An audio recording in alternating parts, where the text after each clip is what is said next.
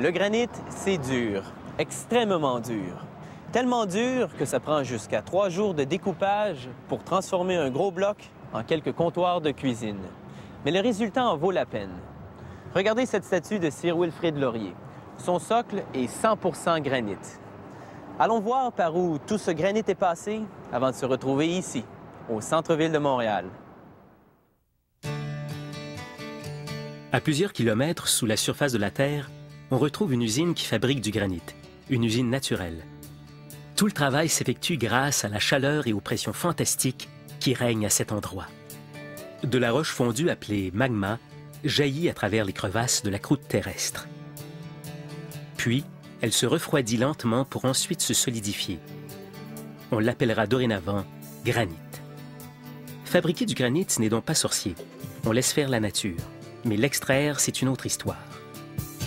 On commence par tracer le contour d'une section de 30 mètres de long par 7 mètres de large dans la roche.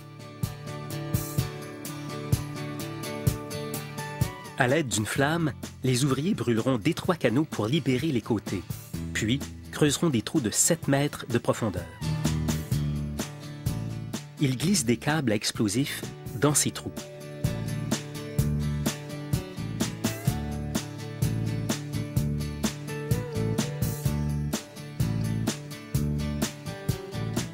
« 5, 4, 3, 2, 1... »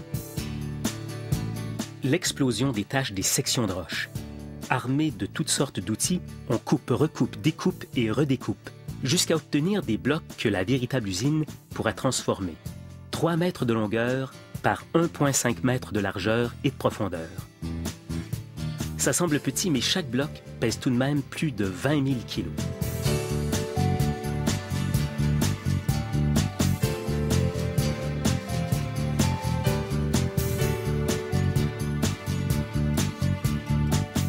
Première intervention en usine, le sciage primaire.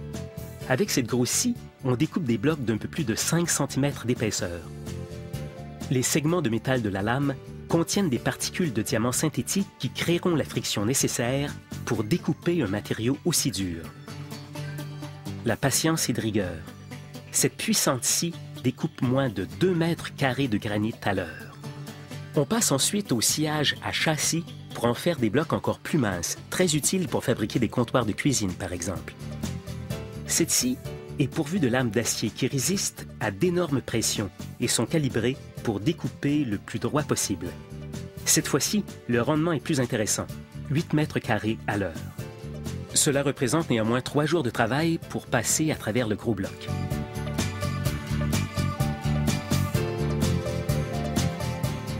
Dès qu'on obtient une tranche, on l'achemine au polissage.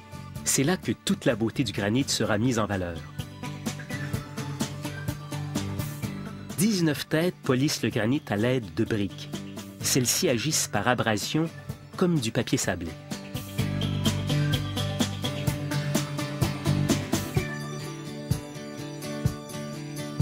Cette chaîne de polissage embellit 1 mètre carré de granit par minute. Un granit au fini très lustré aura subi les assauts des 19 têtes. Pour un fini semi-lustré, on se contente des 10 premières.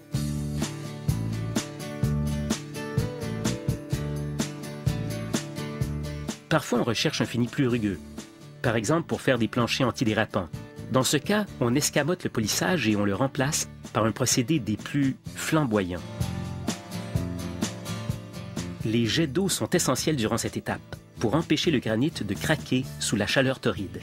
Une flamme de 1100 degrés Celsius ratisse toute la surface pour faire exploser le quartz contenu dans le granit, ce qui donne la rugosité souhaitée. Reste maintenant à découper le granit en plus petits morceaux selon les spécifications.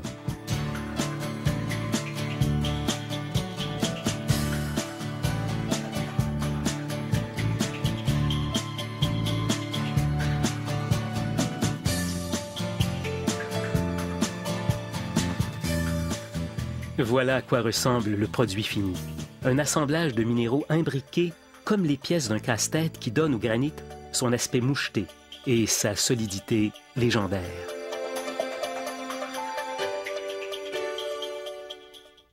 La première croustille est née d'un moment d'intense frustration. Nous sommes en 1853. Le client d'un restaurant de l'État de New York retourne ses pommes de terre frites à la cuisine parce qu'il les trouve trop épaisses.